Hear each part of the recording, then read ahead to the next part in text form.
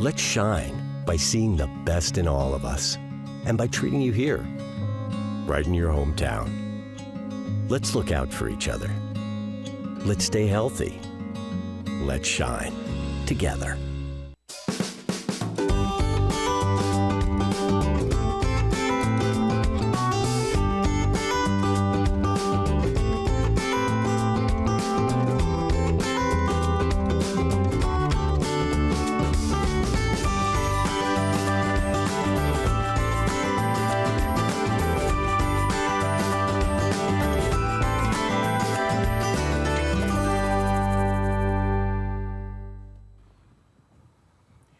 Hi, and welcome to Let's Talk Together.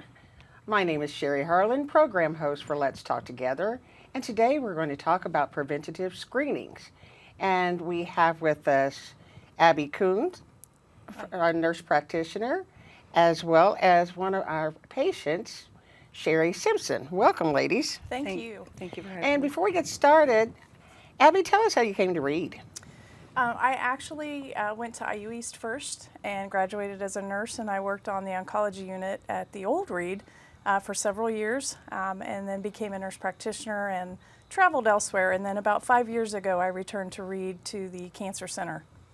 And we're thankful for that. Me too. And Shari, tell us a little about you and your family. I live in West Alexandria. Been married for 32 years to my husband, Bill. I actually was an employee of Reid Hospital. I worked for the urgent, not the hospital, but Reid Health, physician assistants. I worked in one of the urgent cares, so I worked for Reid for 8.5 years. Okay. And so share with us about your story. So how and tell us what you were diagnosed with and when. I was diagnosed with stage 4 lung cancer, adenocarcinoma, and I had a pancreas tumor, and I was diagnosed in July of 2017. So I'm coming up on my 6-year cancerversary. And how did you find out? How did I find out? Mm-hmm. I had been to the doctor previously, and because I was having pain in my arm and then my shoulder, and I had been to see my doctor, and she had sent me to a couple other physicians, physical therapy, neurology, maybe it was a pinched nerve. I went to orthopedics. They thought maybe it was an elbow strain, but I was having such horrible pain that I ended up going to see one of the doctors I work with on my day off. And he actually sent me to have an ultrasound done on my arm because he thought maybe I had a blood clot. And then I had some blood work done. And on my way home, he called, or the office called and said I didn't have the blood clot, but my SED rate was real high. So they wanted me to come back in for a chest x-ray. So I come back in for the chest x-ray, and he's like, we're going to send you for a CT scan. I'm going to pause on this. So I'm going to ask Abby, explain to us what a SED rate. So a SED rate is usually an inflammatory marker. It's kind of a broad spectrum inflammatory marker. It can be anything from arthritic changes to an inflammatory process like bronchiolitis or some sort of inflammation in the lung. Okay, I'm sorry. Oh, Just you're so okay. people can understand. Oh, I totally get it. So I went back for my chest x-ray, and the doctor told me, it's like, we're going to send you for a CT scan. So I went over for my CT scan, and they ended up calling me back up to the office later, and he told me I had a malignant tumor in my left lung. So he was setting it up for me to go see oncology and to start the process of finding out what kind of cancer I have. What was your reaction? My reaction? Dumbfounded, shocked and stunned, really scared, not just for me, but for my family, because what we were going to have to go through. So. And it sounds like you have a very supportive family. I do. I have a wonderful family. I mean, my husband has been right there by my side the whole time. I don't know what I would have done without him. I mean, he's been my rock. And from after your initial shock, what was your experience with treatment, and how did that progress? My experience with treatment, it made me really sick, but they gave me some medications to help with my nausea. That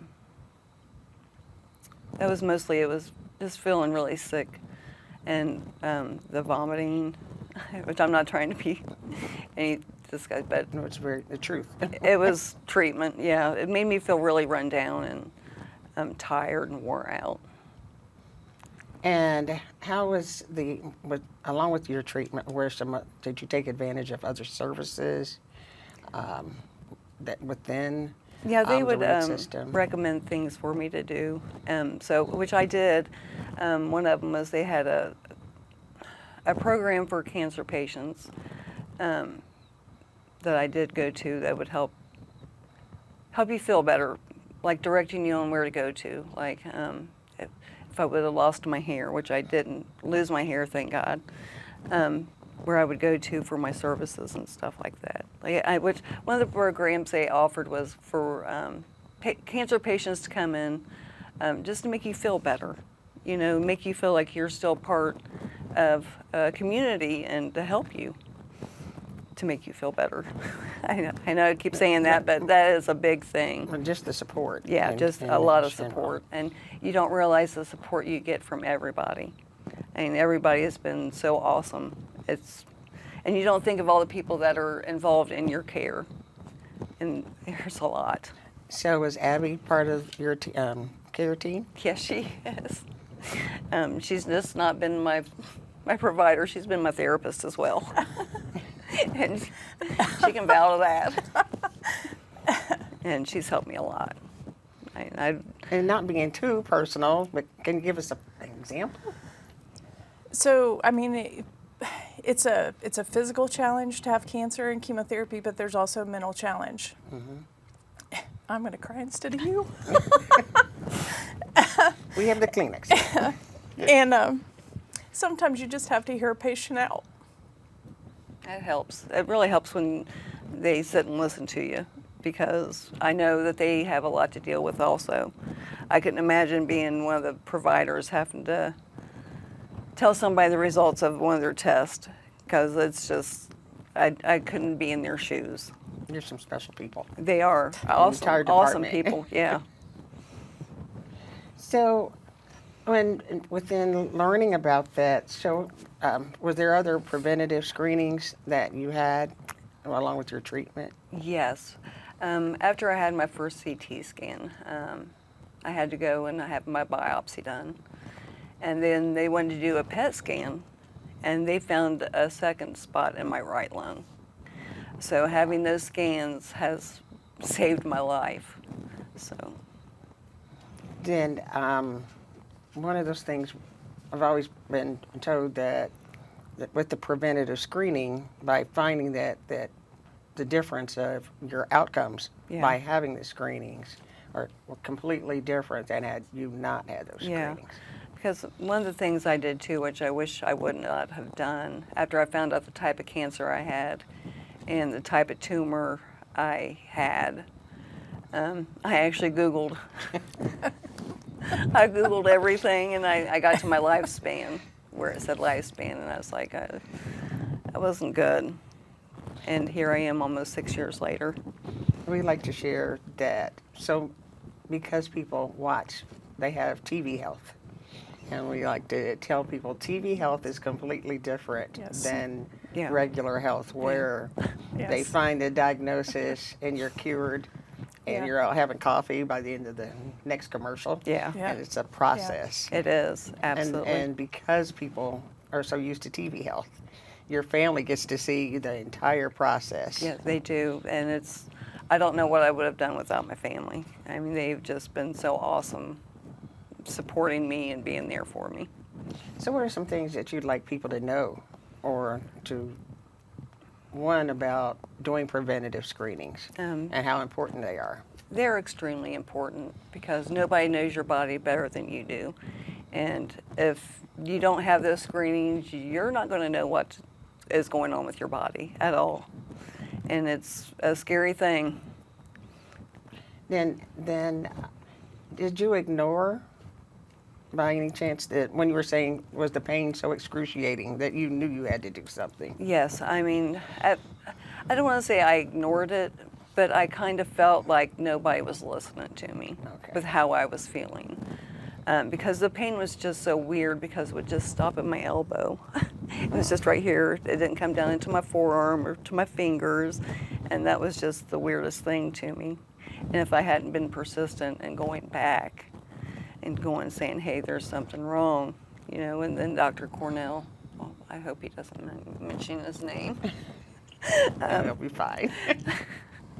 If I had not went to him and, you know, he's like, hey, let's approach it this way, and we'll start here. And if I hadn't have done those screenings, it wouldn't have happened. Now, do your family and friends now come to you for advice? They sometimes do, and I'm like, I'll just tell you what I've been through, and, you know, this is what you should do. I'm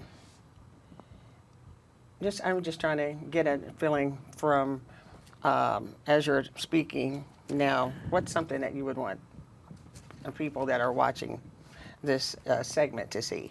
What should they do? What are some things that you would advise? What would I advise? Get a preventive screening. Yeah. Number one. Yeah, make sure you follow up with your doctor. You make sure you stay with your appointments. You know, always make sure you are doing what you should be doing and what the doctor is telling you to do. You know, even if it's the stupidest thing, like quit smoking. That is preventive, is to quit smoking and to take care of yourself.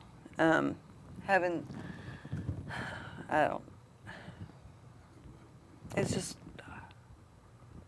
when you have those things happen to you,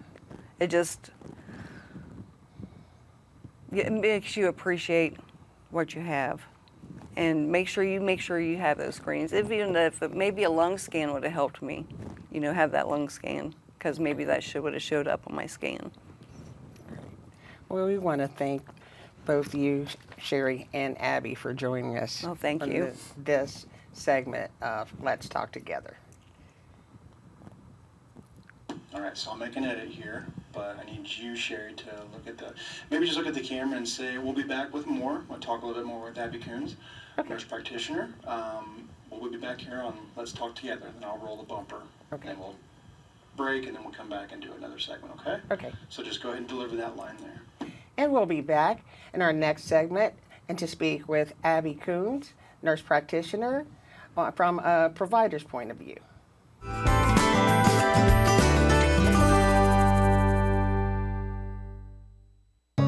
Let's shine by seeing the best in all of us and by looking out for everyone's well-being.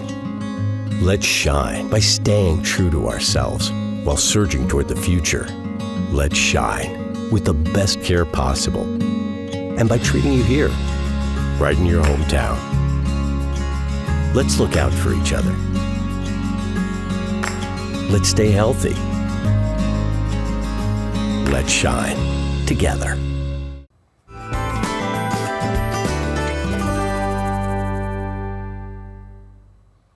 Welcome back to Let's Talk Together. And still joining me is Abby Koons, nurse practitioner, and we are talking about preventative screenings. And Abby, share with us about the importance of screenings. Well, screenings are, for my job personally, is very important because the earlier you detect the cancer, the easier it is to treat and the less aggressive it tends to be. Now, it doesn't change what the cancer is going to do in the future, but at least for you to come to us, there are a lot more options, and again, they're more curative the earlier you get the cancer. And which kind of screenings are available at Reid? So we have breast cancer, which is a mammography. We have cervical cancer screening, which is a Pap test. And they also do a pelvic exam as well, which can sometimes monitor for ovarian cancer as well. We do have colorectal screening, which is a colonoscopy. I do know some patients use Cologuard, but those are not quite as accurate as a colonoscopy, so colonoscopy is actually what's recommended. And then we also have prostate screenings. We do have a screening coming up in September But also our primary care physicians and urology does prostate screenings with digital rectal exams and then also a PSA. Okay. We're going to go back and just look at those individual screenings. Okay. So let's start with breast cancer Okay. and why people need to have their screenings. Yes, I actually looked at the statistics as you can see, and 213 women were diagnosed with breast cancer in the last 2 years at Reid alone.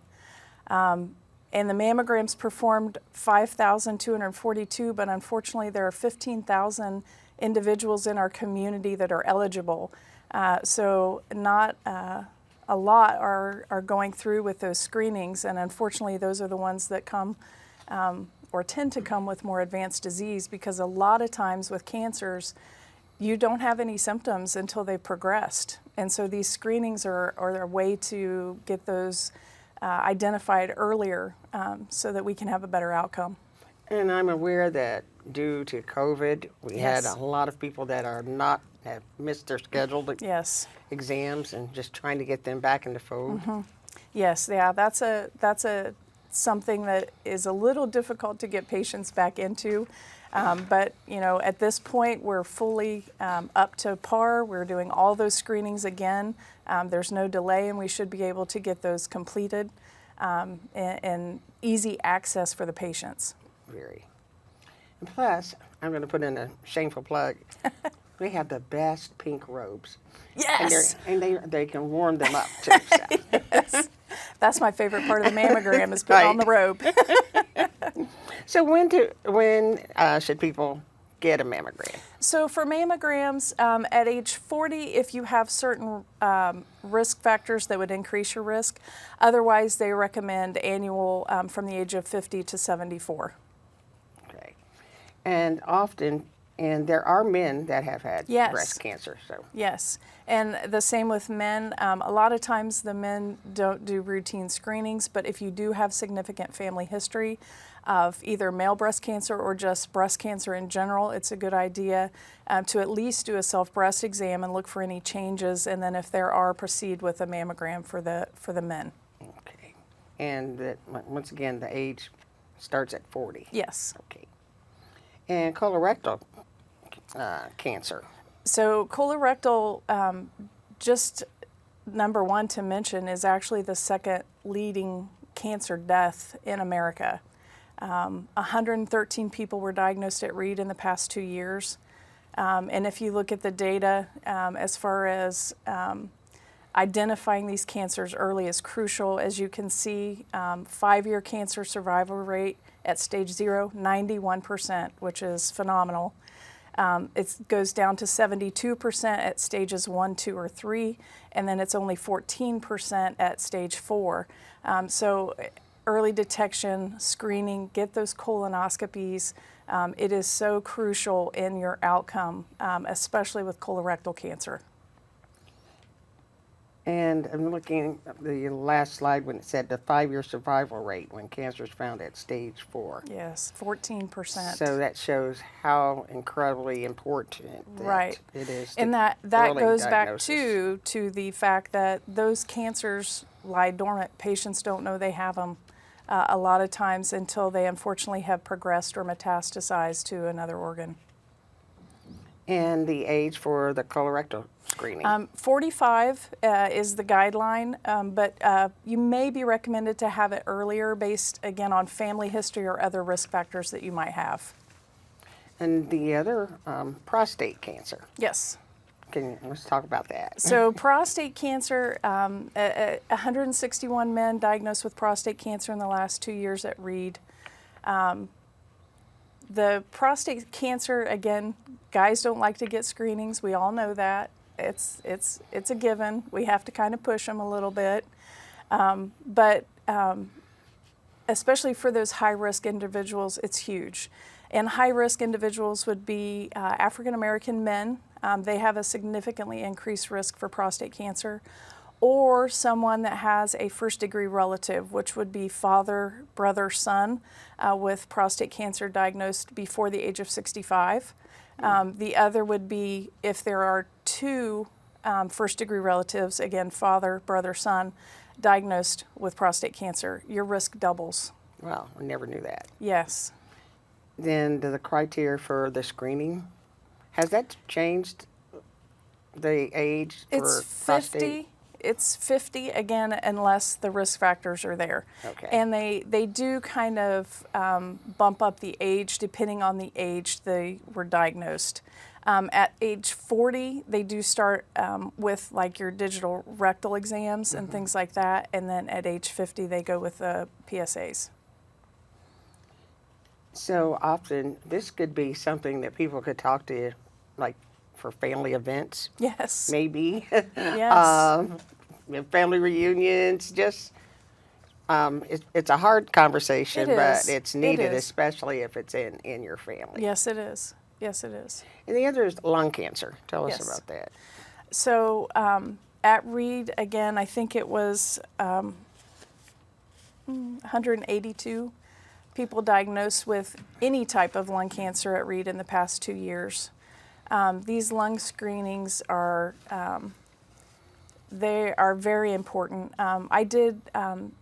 Was looking at some of the studies, and one by Koenig and his colleagues said that the patients that did lung cancer screenings had a 25% decreased mortality rate if they at a 10-year follow-up, which you may not think 25% is huge, but it is. That's in the history of lung cancer, that's a significant difference in the prognosis of lung cancer. And so that's very important. These lung cancer screenings, they're a low dose CT, so it's low radiation. I know some patients are worried about that, but it is low dose. It is more informative than a plain chest x-ray.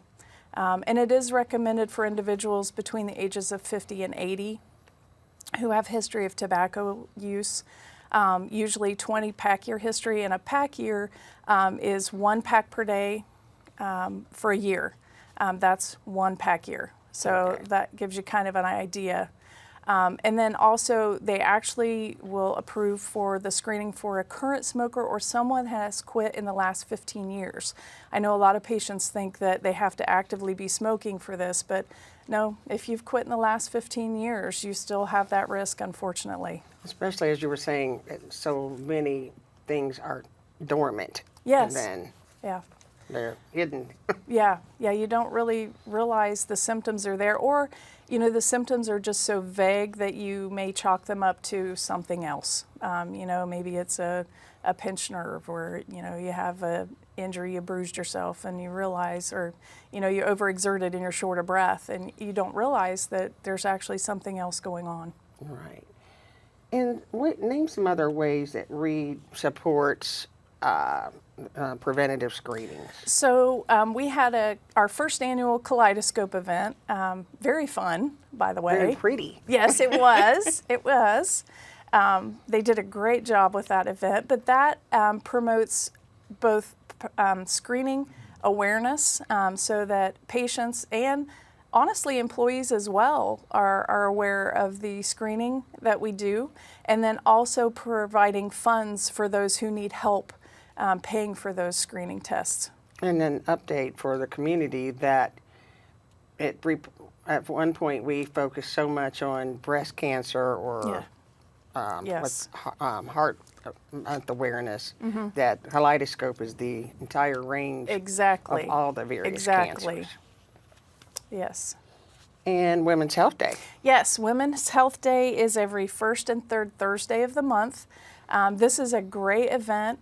They combine your mammogram, your Pap test, and a DEXA scan if you would like. Now, again, DEXA scans are only every 2 years, but you can still do that on this day. And you get a complimentary chair massage, and you also get a gift bag when you go. So trying to get women out to, again, do these screenings to promote better health. And we also have the Cancer Survivors Day event. Yes, which is one of my favorite days. This provides us an opportunity to support our cancer survivors and then also give some information on cancer prevention and awareness, and then also our screening information.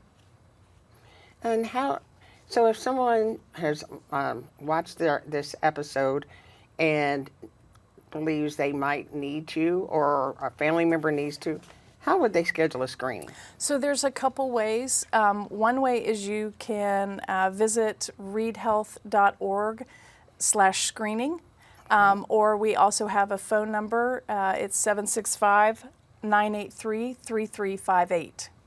And you can call those anytime. Now, I will say there is a little different number for the free prostate screening that's coming up in September, and we can get that information out as well. And then there's also a head and neck screening event coming up May 18th that if you want to participate in. And again, that leads back to the smoking and high-risk situations that can be evaluated at that screening event too.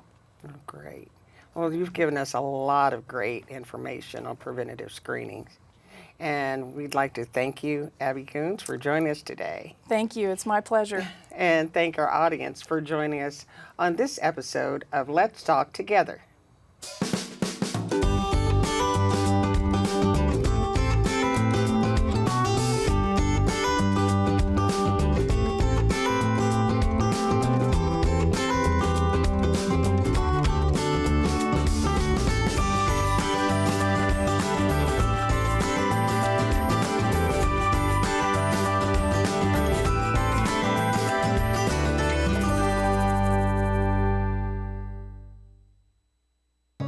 Let's shine by seeing the best in all of us and by looking out for each other. Let's stay healthy. Let's shine together.